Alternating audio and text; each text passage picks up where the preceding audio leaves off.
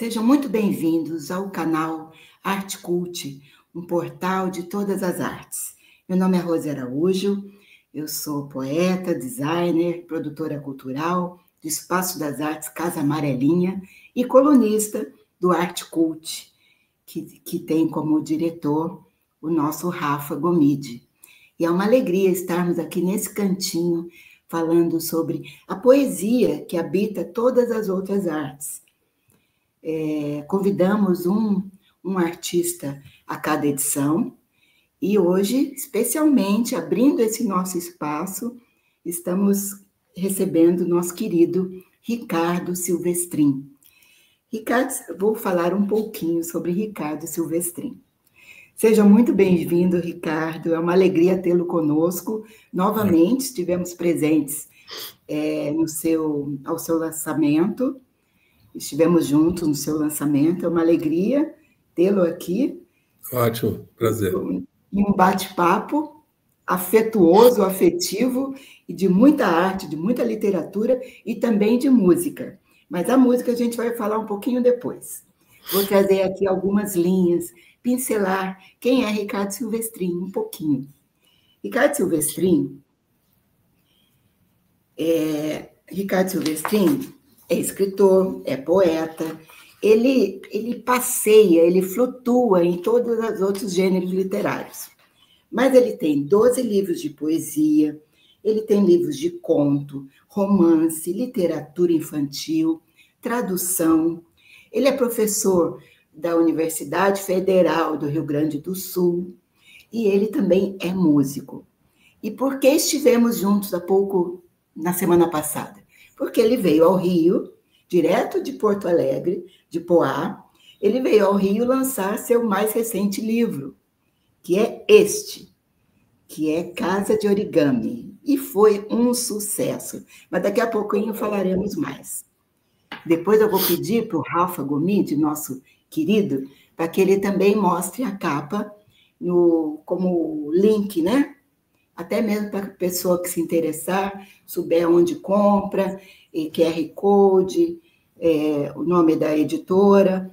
Mas vamos deslizando aqui nosso bate-papo. Querido, seja muito, muito, muito bem-vindo. E é uma alegria tê-lo em nossa coluna, porque é sobre isso, é sobre todas as artes, é sobre esse entrelaçamento, né?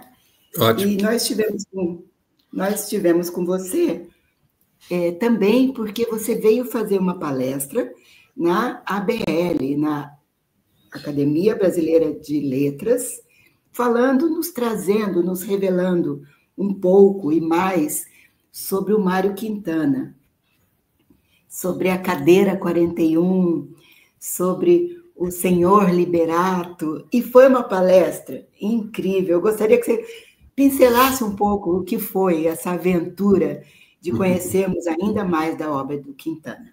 Certo, Vou legal. deixar você falar.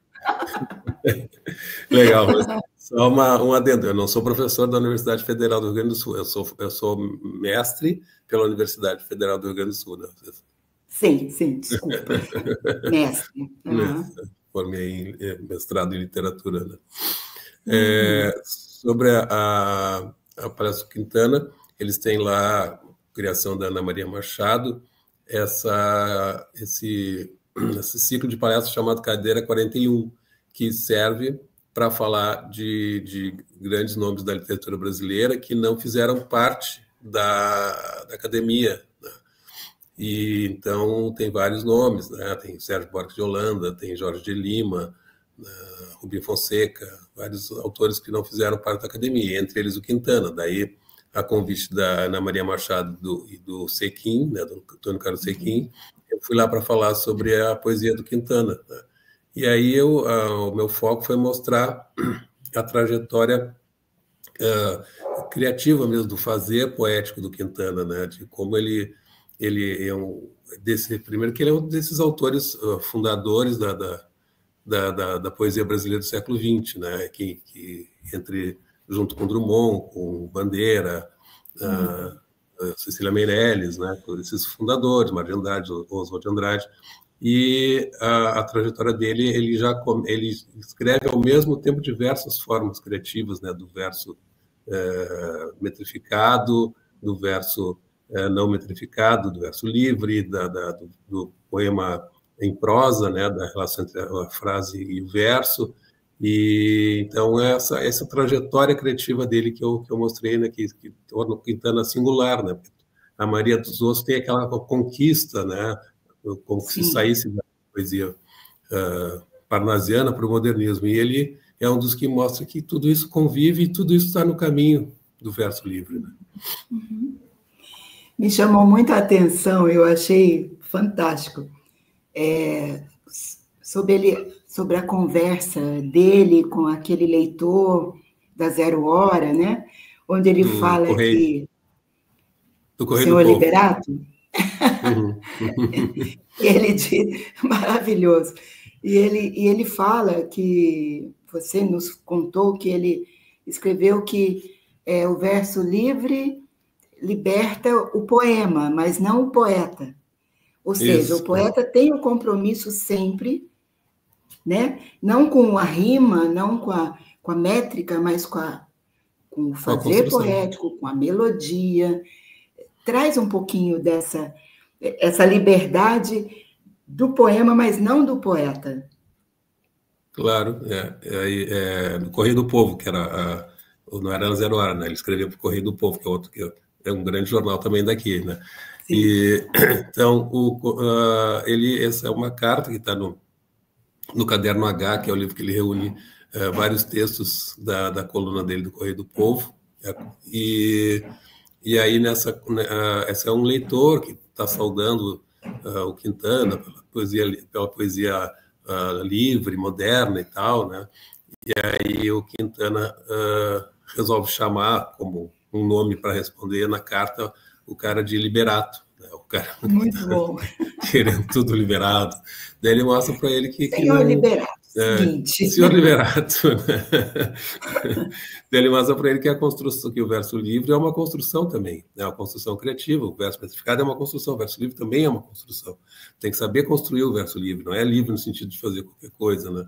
Sim, então, e para fazer essa construção, tu tem que dominar vários elementos da construção criativa, né? E tem vários teóricos, por exemplo, Tinianov, que fala sobre... são autores não citados pelo Quintana, são estudiosos que foram estudar o que poetas como Quintana estavam fazendo, né? No caso dele lá, os poetas russos, né? Que Tinianov é russo, mas é toda uma construção coletiva mundial para chegar num outro tipo de poesia, né? E aí o Tinianov fala também do impulso métrico, né? Que um verso ele tem na poesia metrificada, tu tem os pés, né? que vão montando essa estrutura, e esse verso cria uma expectativa no verso, então no sentido progressivo, se o de baixo vai continuar aquilo ali, e o de baixo tem uma relação regressiva com o de cima, se ele vai continuar daquela maneira ou não, né? E se ele não continua, com esses métodos múltiplos, ou o verso livre, ou seja, que tem vários métodos, a ponto de não mais te interessar em contar, porque o verso não passa mais a funcionar com um efeito métrico, né? O verso livre, então, o que não seguiu, o fato de ele não seguir, a métrica do verso anterior está presente como ausência. Sim. Sim, a ausência presente. Né? A ausência presente. Então, tem um impulso métrico ali também, né, que vai construindo, né, uma relação também de ritmo. E aí também, até aquele chega, o Tinianov, que o princípio construtivo daí, o princípio deformante da métrica é o metro, né, a contagem de sílaba, e o princípio deformante do verso livre é o ritmo, né? Então, deformante no sentido, o princípio que vai, todos os outros elementos vão se moldar por esse, vão se adequar a esse, né? Então tem que saber construir o ritmo, né? E tem vários elementos do verso livre, verso Eu longo acho e o que verso o que não, curto, o que alternância não entre... pode faltar, na verdade, é a melodia, né? Em um poema. Pode ter, pode ser, mas pode ser um poema visual, né? Pode ser um poema Pode ser visual, visual, claro, né? Que é claro. o passo seguinte do verso livre, né? Daí que aí o princípio construtivo Libertário, né? dominante é o espaço, né? O espaço vai ser o princípio dominante, né? Então, Sim, num, o princípio dominante é o metro, a contar as sílabas, no outro é o ritmo e no outro é o espaço, a relação sim, espacial, né? sim, Mas tudo isso é construção, né? Tem que saber sim, sim, quem tudo é está construção, claro. escrevendo um É, poema, está escrevendo um poema, né? Ou seja, sim, está fazendo um sim. objeto artístico, está lidando com elementos para que isso funcione como um objeto estético. Eu vou aproveitar esse gancho sobre o poema e falar sobre um amigo seu. Deixa eu encontrar aqui. Um amigo seu que você deu uma entrevista a ele, é o jornalista e poeta Luiz Turiba, onde Sim, ele ressalta: a poesia de Silvestrin é translúcida, objetiva, híbrida, lúdica e pós-moderna. Bate sempre no canto certo, de baixo para cima, deslocando o goleiro. Achei maravilhoso. E lá embaixo ele continua. Silvestrin também entende de música, é compositor de canções populares, de iê-iê-iês, que apresenta com a banda Os Poetes, incrível, poetesa. ETs, poets, poetes, é bem gráfico, né? Com a banda, com a sua banda e também os que tem os poetas Ronaldo Augusto e Alexandre Brito. E aproveitando esse link de as artes interagindo, né? Você, como que você estabeleceu isso? Como que você se viu compositor? Como você começou? Veio a poesia primeiro? Veio a música? Como que foi essa inserção aí na sua vida? O Sim. poeta chegou primeiro, o músico. Então, os poetas, esse trabalho comigo e com o Ronaldo Augusto, com o Alexandre Brito, que a gente fez dois CDs e um DVD, e depois dos poetas eu tenho o Ricardo Silvestrin e Banda, que daí é o meu trabalho solo, né? Meu trabalho não é com esse grupo Os Poetas, Sim. e aí é o meu Tá, repertório próprio, né? Então são certo. dois trabalhos musicais, são separados. E eu, então, desde pequeno eu gosto de criar, gosto de coisas criativas, a minha casa tinha um ambiente criativo, né? Então, meu pai brincava com as palavras, então a criação era uma coisa já as palavras é para a gente fazer alguma coisa com elas. Não que tivesse um ambiente literário, é um ambiente literário meu irmão que trouxe mais para casa, meu irmão que é 6 anos mais velho que eu. Ah, O ele meu que te irmão apresentou. meu irmão começou a escrever crônicas, contos, Que né? legal. Mas eu na escola gostava bastante de ir à biblioteca, depois conheci alguns colegas que liam bastante lá na sétima série, daí eu também fui ler várias coisas. Mas aí eu gostava bastante de música, também tocava um pouco de violão, mas estava aprendendo ainda. E aí eu comecei a escrever letras de música com o objetivo de fazer uma banda tipo de Purple, assim, uma banda de rock bem pesado. E aí eu fui ler os poetas na biblioteca do meu bairro, na biblioteca de José Guimarães, no Centro Municipal de Cultura, para escrever melhor as letras de música, com as curiosidades de Sim. escrever música. E quando eu era criança também já tinha composto, só que eu compunha cantando, né? Compus várias músicas e tal. Então eu já sabia compor, na verdade, né? Cantando, a voz é um instrumento também. Sim, sim, sim. E aí, Enquanto a gente conversa aí agora a parte da poesia, eu vou pedir daqui a pouquinho para o Rafa colocar uma música certo. do site no YouTube, né? Do canal de Uhum. vocês. Mas então veio primeiro a música. Aí E aí não veio, depois que não você. chegou, não veio primeiro. Eu compunha cantando quando era criança, tá? Aí eu Sim, fui ler os poetas porque eu queria estar escrevendo letra de música, caso aparecesse algumas uma turma para fazer uma banda, poderia ser o letrista da banda. E aí fui ler os poetas e li vários poetas, mas quando eu li o Manuel Bandeira, eu achei muito legal o poema no papel, assim, a agudeza criativa assim dele, né? Diversos tipos de poemas, falando de diversas coisas diferentes. Sim, Então, sim. assim, bastante da criatividade mesmo da poesia no papel. Daí eu passei a escrever poesia, fui lendo vários poetas, fui lendo, né, nessa biblioteca, li tudo que tem lá, li Drummond, Cecília, li gregos, li um monte de coisa lá. E aí depois fui fazer letras e tal, né? E aí fui escrevendo, e aí lancei o Viagem dos Olhos, lancei o Paixão Santo em Mim, e fui lançando meus livros. E aí foram 12 depois... livros de poesia, né? acho que já são 15. São Acho que já são 15?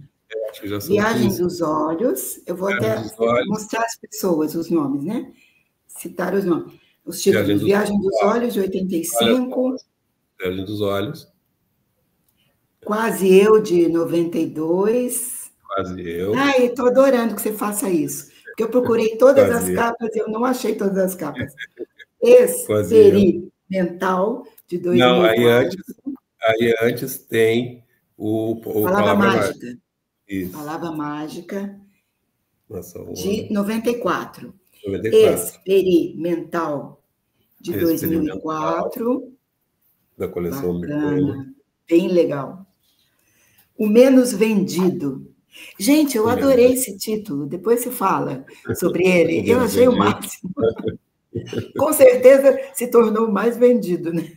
O Menos Vendido, de 2006. O Menos O Vendido. Advogado do Diabo, lindíssimo. Advogado do Diabo, que daí é da coleção do Castelinho Edições, da coleção Instante em 2012. Instante. A coleção que a Sandra Santos fez. Metal, Aí, 2013. Metal. Essa capa está incrível. Altamente Da gráfica. editora Arte Ofícios. Adversos, de 2015. Então, o Adversos é da coleção Livros Únicos, e aí são livros que era a Combina, é uma Kombi literária, da escritora Cristina Cidade Dias, e ela propôs, acho que para uns 15 escritores, fazer um livro único, que a gente fez o livro à mão, e a capa, fez tudo, e ela fica exposta na Kombi, e as pessoas leem dentro da Kombi. Então, eu não tenho a capa do Adversos, porque está lá na Kombi. Sim. Ficou lá. É uma experiência muito inovadora, né? E muito tátil e muito com o público direto, né? Tá, aí depois é o tipógrafo? Aí Adversos. Que é esse dos livros únicos. Adversos, 2015. Tipógrafo. 2016. Bacana, dá para ver bem. Sobre o quê, de 2019. Sobre o quê? Carta Aberta ao Demônio, de 2021, já na pandemia, né? Bem interessante o título, a capa. Irmão Robô, agora, do ano passado, 2024. E agora, após o Irmão Robô, vem o... Caso de Origami. Isso, são os de poesia. Aí tem os de Haikai. E tem os Haikai, Os de Haikai. Aí é o Baixou Santo em Mim. Sim. 88. Legal. Aí tem o Preta Porter, Haikais para as 4 estações. Isso, tá. E o Dinastia Min.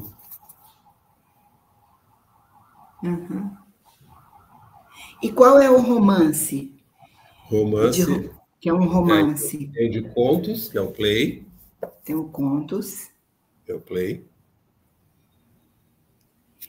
Rafa, eu vou pedir depois para você... A gente pega todos os dados dos livros para a gente colocar os links. E o romance é o Videogame do Rei. Esse é o romance? É, o Videogame do Rei. Conta pra gente, Silvestrinha, a aventura de escrever um romance. É uma loucura, é uma novela, né? É assim, você não sabe onde vai, eu imagino, você não sabe onde vai parar e onde você fecha. Como é isso? Como foi para Sim, você, poeta, sim. escrever um É, romance, começo, meio e fim? sim. Eu sempre gostei de escrever ensaio literário, né? Ensaio literário, a dissertação de mestrado é isso, né? Que Você já aí, tem, já pega o aí isso, ritmo ali, né? sim. Depois eu estava escrevendo para o Jornal Zero Hora, uma coluna quinzenal, e tinha que ser um texto de 30 linhas, né? E aí eu escrevi. Eu sempre gostei também bastante da prosa de invenção, da prosa não tão que conta uma história, mas que tem um trabalho criativo de linguagem e tal, como Macunaíma, como Kafka, como Uhum. Cortázar, Borges. E aí eu escrevi o Play, que é um texto que o gênero dele é play mesmo, porque é como se aperta o play e sai falando.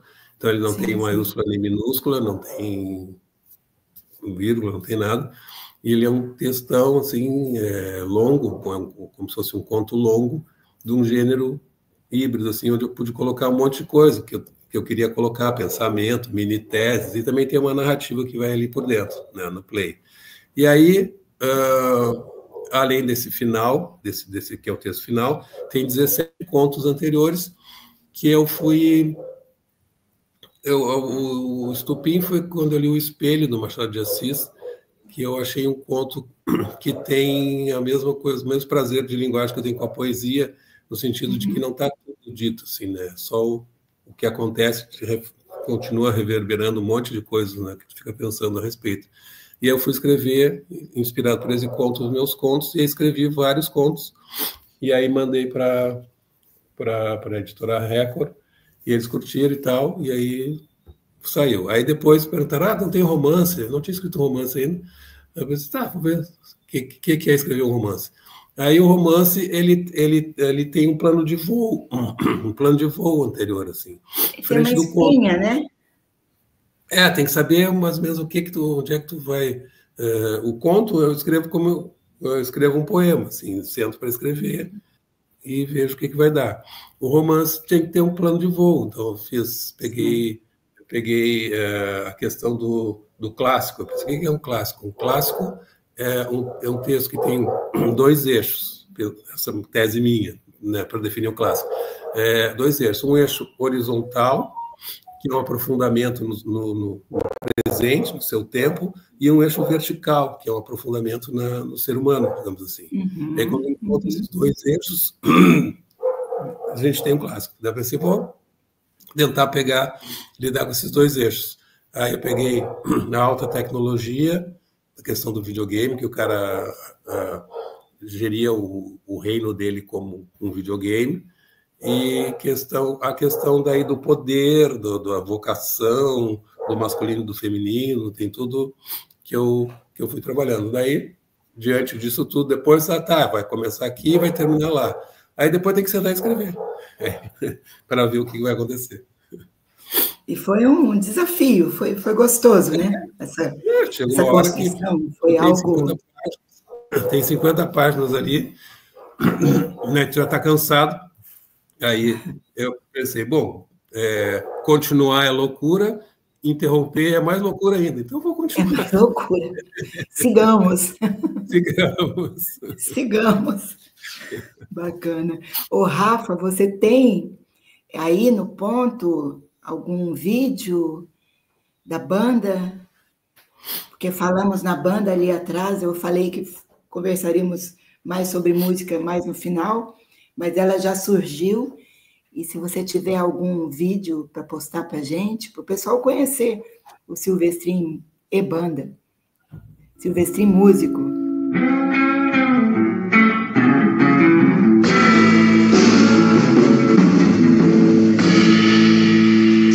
Como longe o céu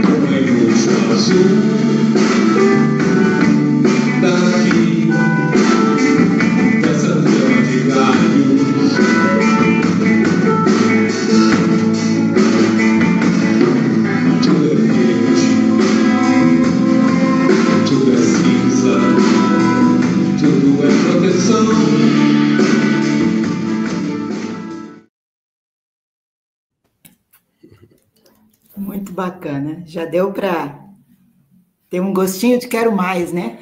Obrigada, Rafa. Isso, legal você mostrar. Esse é o canal, né? Silvestrinho Banda. Aí a pessoa pode entrar ali, explorar. Tem muitas faixas.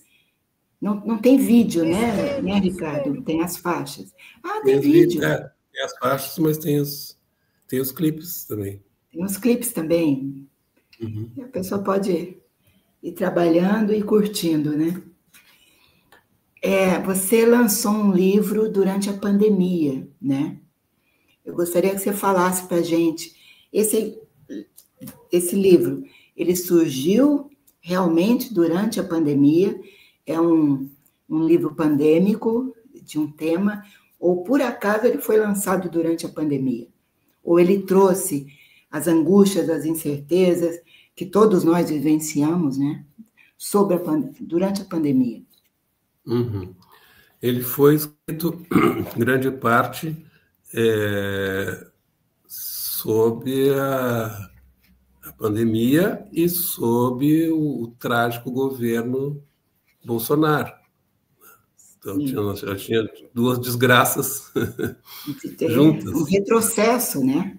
Retrocesso. Então, a primeira parte dele é uma parte mais política, embora tenha um poema da pandemia mesmo, e o resto é mais sobre a questão da política e dos descaminhos e de todos os perrengues que a gente passou ali.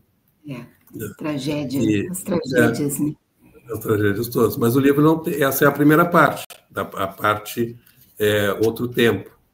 Né? Aí a segunda parte é Outros Cantos, e daí já é poemas de outros assuntos que não tem nada mais. E nesse mesmo livro... Perdão, desculpa. Diga. Nesse mesmo livro você traz um olhar de esperança, apesar de... Você também aborda, assim, é preciso continuarmos, né? É preciso... Porque o poeta é isso, ele retrata... Eu não me guio por esperança ou desesperança, assim. Eu tenho um olhar objetivo para as coisas. Tem coisas trágicas, as coisas trágicas são trágicas, são as coisas péssimas. Não, trágico é trágico. Claro. É isso, eu não tenho esperança nenhuma, com nada, né? Era um tempo legais são legais. Tão nebuloso, né? Tão tumultuado, onde era difícil esperançar, né, Ricardo? Mas eu procuro não ter esperança nenhuma com nada. Eu procuro lidar com as coisas. A esperança era que aquilo acabasse e voltássemos a ser felizes, né? Graças. Sabe, sei lá, se ia acabar. Né? Por hora acabou, né? Por hora. Ai, que continue. Você fala... Você não, Quintana, né? Fala que poetas não leem poetas, leem notícias de jornal, porque a poesia, ela grita a cada momento e ela é atuante, ela é engajada, ela é política, porque toda expressão artística é política, somos seres políticos, né? Sim. Mas, assim, aproveitando esse gancho, quais poetas te inspiram hoje em dia, no nosso tempo, no nosso cenário cultural? Quais aqueles que te atraem, que te chamam a atenção, que revolucionam, que movimentam? O que você tem lido dos colegas? Sim, dos contemporâneos. Olha, eu gosto do João Ângelo Salvadori, que é foi lançado pela Colírica, né? Que a Colírica é a nossa primeira editora, né? Colírica. Que era uma cooperativa. Colírica, bacana. Aí também o João foi lançado na coleção Meu Poema, tem o dele também na coleção Meu Poema, que é uma editora que eu e o Alexandre Brito fizemos. E foi lançado também na coleção Petit Poa, que também eu e o Alexandre que fizemos aqui para a Prefeitura de Porto Alegre. Então, a gente sempre lançou o João. Né? E o João fica lá com os poemas dele, e se a gente não tira da gaveta dele, ele não lança nunca. Então, eu gosto do João de Salvadori, gosto do Alexandre. Pressionar. Pressionar. Gosto do Alexandre Brito, do Ricardo Portugal, do Ronald Augusto. Esse é o nosso núcleo porto-alegrense, o meu irmão, Roberto, também, nosso núcleo de troca durante muitos anos, assim, da poesia. Eu acho que esse grupo me inspira. Aí, fora desse grupo, tem na poesia brasileira, Alice Ruiz, tem uma poesia importante para mim. Sim. Admiro o trabalho do Ricardo Aleixo, embora não tenha um efeito no que eu escrevo, mas acho legal o que ele escreve. Acho legal o que o Turiba escreve também, gosto bastante. Sim. Aí, no programa que eu fiz, um bando de gente, que está no meu canal do YouTube, tem lá toda a série do bando de gente, aí eu tenho 90 poetas que eu botei ali. Então tem a Cátia Borges, lá da Bahia, tem a Maria Alice Bragança, tem a Sandra Santos, tem a Fátima Regina Farias, tem o pessoal de vários estados, né? Tem ali olha, tem todo mundo, é Salgado Maranhão, Leone, tem querido.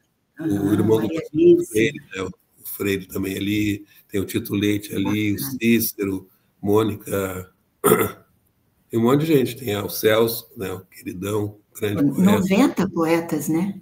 Eu queria até que você falasse sobre esse projeto do Bando de Gente. Eram 4 poetas por edição? Era eu e mais 3 poetas por edição. Daí eram 4 comigo, sempre.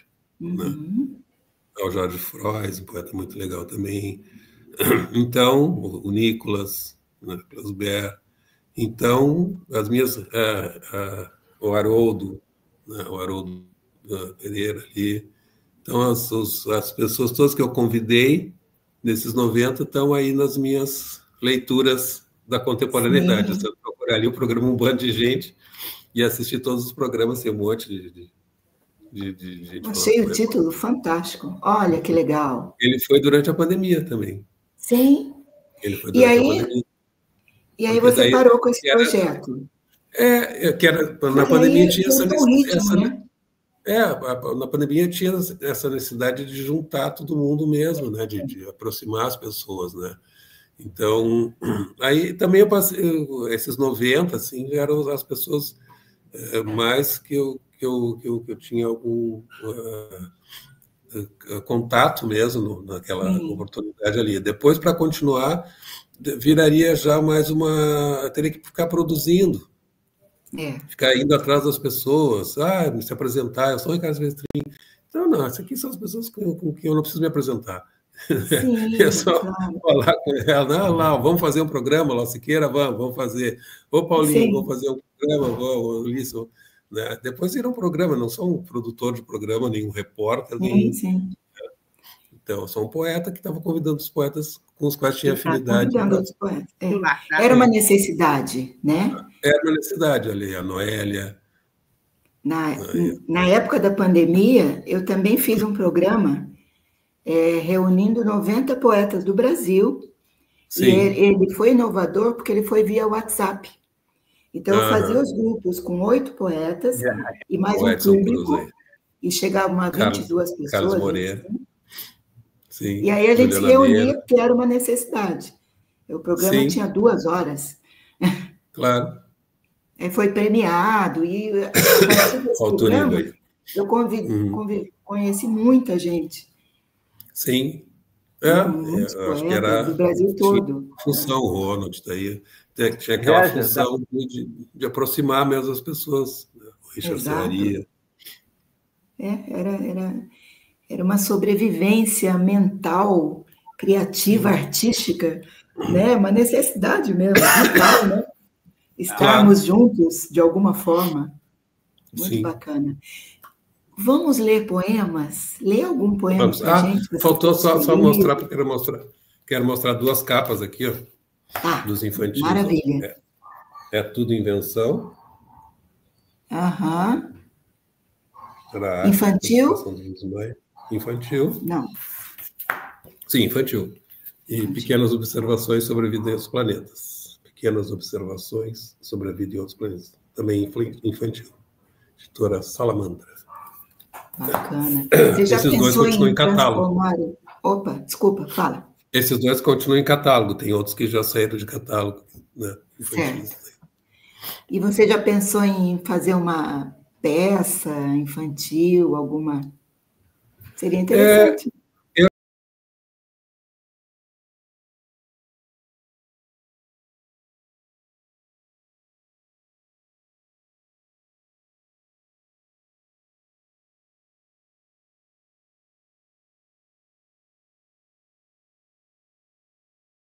então, não teve nenhuma peça ainda deles, não,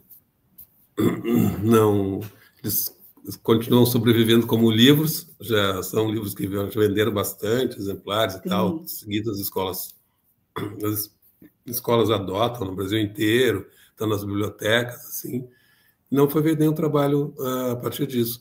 Mas eu também, então, eu já fiz teatro na adolescência e ali, acho que em 2017, eu escrevi uma peça chamada Um Hippie, um Punk, um Rajneesh, que isso é um verso da uma música da banda punk Os Replicantes. E aí a gente estava conversando, eu e a minha esposa e um amigo nosso, e a gente se deu conta que um hippie, um punk e um rajneesh eram as três tribos da nossa geração ali dos anos 80, né? Tinha os hippies, que tinham sobrevivido no movimento hippie, tinha os punks e os rajneesh, que eram os orientalistas, assim, né? Da, os yogis, os tântricos. E aí eu peguei esses três personagens da letra do Carlos Gervásio e fiz a peça Um Hippie, um Punk e um Rajneesh, que foi encenada aqui no Porto Alegre em Cena, e foi... Então, teatro Bacana. também está na minha vida. Sim, sim. Silvestrin, traz um poema para a gente, algum que esteja aí, e vamos falar também sobre o novo livro, né? Que você Sim, propõe, você faz uma proposta nova de métrica, de leitura, de versos. Conta, dá esse spoiler para quem ainda não conhece o livro, sobre o tá. sétimo verso, a sétima Aham. linha.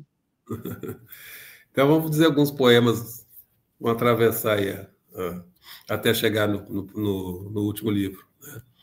Então, do Viagem dos Olhos, que é o primeiro, né? Do Viagem dos Olhos. Ah, sim, sim, sim. O jogo do pandeiro nas mãos do sambista. Quem é o instrumento? Quem é o artista? Se o corpo balança no ritmo da lata, de quem é a dança? De quem é a prata? Aí, do Quase Eu. Quase Sonho eu. que é sonho, não é bonito nem feio. Sonho começa e termina no meio. Quem entra em cena não tem compromisso, é trocado por outro, toma chá de sumiço. O que acontece logo se esquece e o sonho muda de assunto. Mata quem é vivo, ressuscita defunto. Sonho é obra de arte, sem cópia, aberta, e na melhor parte se desperta. Sonho é prosa de vanguarda, multi-história, que só se guarda na precária memória. Outro do Quase Eu. O goleiro vê o jogo ao contrário. O número 1 que ele carrega não é de primeiro, mas de solitário. O gol que não houve, a bola na trave, ou presa entre as asas do seu voo de ave, são pontos a mais no seu placar tonto. Seu companheiro, o goleiro adversário, com quem trama o score ideal, 0-0 do começo ao final. Aí, do Bacana. Palavra Mágica. Palavra não é coisa que se diga. Quem toma a palavra pela coisa, diz palavra com palavra, mas não diz coisa com coisa. A palavra pode ser pesada, a coisa leve, e vice-versa não é coisa alguma. A palavra coisa não é a coisa palavra. Palavra e coisa jamais serão a mesma coisa. Também do Muito Palavra bom, muito bom. Mágica, Muito bom. também do Palavra Mágica. Juro dizer a meia verdade, a meia mentira, o centauro por inteiro. Nada mais que a sedução da sereia, o passo em falso, verdadeiro, na beira de um desfiladeiro. Juro com a mão direita sobre a Bíblia e a mão esquerda abanando. Em nome de Deus, de Zeus, de Oxalá ou da besta. Juro que os que quiserem somente a verdade vão perder o melhor da festa. Também do Palavra Muito Mágica, bacana. poema que diz assim: Não quero mais de um poeta que a sua letra, palavra presa na página, borboleta. Nem quero saber da sua vida, da verdade que nunca foi dita, mesmo por ele, que tudo que viveu duvida. Não revire a sua cova, o seu arquivo. É no seu livro que o poeta está enterrado, vivo. Vivo. Essa palavra mágica. Aí, do experimental, tem uma série, tem uma série de colagens, depois tem alguma série de poemas de um único verso. A raiz impede a árvore de andar. Sou o que não está no DNA. Os elefantes não esquecem o guarda-chuva. Depois do experimental, o menos vendido. Menos vendido. Poema... Achei maravilhoso esse título. Esse é o poema que dá título ao livro, muito que bom. Diz assim. Graficamente é bacana também. Capa do Luiz Giudice, designer. Custa muito para se fazer um poeta. Palavra por palavra, fonema por fonema. Às vezes passa um século e nenhum fica pronto. Enquanto isso, quem paga as contas, vai ao supermercado, compra sapato para as crianças. Ler seu poema não custa nada. Um poeta se faz com sacrifício. É uma afronta à relação custo-benefício. Também. Muito bom. Também do... Eu não sei se nós já estamos... Você poderia trazer mais uns 3 do livro atual para a gente... Tá, vamos lá. Ir se encaminhando então, para o final. Do Casa de Origami, né? O Casa de Origami são todos os poemas... Eu tenho. Casa de Origami, sim, todos os poemas têm essa mesma estrutura aqui, que é 4 versos na primeira estrofe, 7 na segunda e 3 na última. Todos os versos são de 10 sílabas, o 7º verso é de 1 sílaba e o último verso é de 5 sílabas. Tá? Então, eu parti de uma escansão de Fascinating Rhythm dos irmãos Gershwin, e a partir dali cheguei nessa estrutura aqui. Então, todos os poemas são com essa estrutura. Então, o poema Recorte. Sendas invisíveis a me guiar, fui trilhando sem que me desse conta. Como um cenário, casa de origami, surge à minha frente um mundo impensado. Me multiplico, homem de papel, de mão comigo sou vários e um. Sim, um é o original, homem matriz. Por recorte saem os homenzinhos. Sou um batalhão de frágil papelão para enfrentar o exército do destino. O resultado era o esperado. Segue a batalha, luta imaginária que não tem um fim. Não tem um fim. Aí o outro do Casa de Origami. Estatueta. Mundo ilusório. Mas qual é o real? Dentro da cabeça ou por fora dela? Se o pensamento só faz desviar, viver o silêncio revela o quê? Corpo centrado na respiração, mente serena, pensar nem pensar. Quem vai virar ninguém, depois volta a si? Afinal, um eu é a realidade? Ou toda a ilusão vai nascer nesse eu que acredita ser ele o próprio mundo? São tentativas de se libertar. O mundo ilusório, a mente ao sapão, a estátua budista. Bravo! Muito bacana. Estamos chegando ao final do nosso encontro, do nosso bate-papo. Eu quero agradecer imensamente por você estar aqui conosco no Poesia em Todas as Artes, na minha coluna quinzenal, no site Arte Cult. O responsável, o editor, é o Rafael Gomide. Obrigada pelo espaço, pelo carinho, pela poesia. E podemos terminar você contando onde haverá lançamento, quais os próximos projetos, agenda, o que você quiser. O palco é seu. Então, eu acabei de lançar o Casa de Origami, teve o lançamento em Porto Alegre, teve um evento no Rio, essa semana teve um outro evento aqui em Porto Alegre, E agora o livro está... quem quiser acessar aí o site da Editora Bestiário, pode comprar o livro pelo site da Editora Bestiário. E segue agora. Segue a vida agora. Segunda-feira eu gravo algumas músicas ali no programa da TV Assembleia. E vamos ver o que o ano reserva para nós. Sim. E quando você voltar ao Rio, já vou fazer um convite. Quando você voltar ao Rio, a gente faz um lançamento também na Casa Amarelinha. E vou fazer Sim. uma sugestão ao Rafa e a você. Colocar um livro para sortear para o nosso público, né?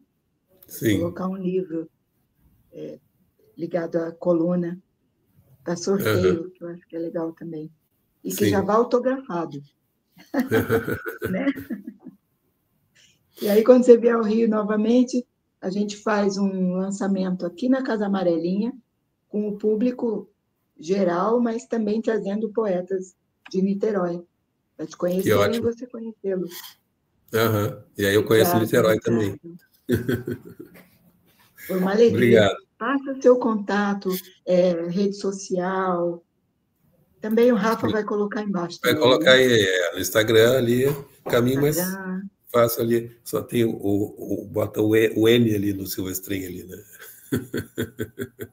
Tá certo. Muito obrigada. Obrigada, Rafa. Obrigada, nosso querido público. Até a próxima coluna. Até o próximo amigo entrevistado. Até a próxima arte. Muito legal. Abraço para todo mundo.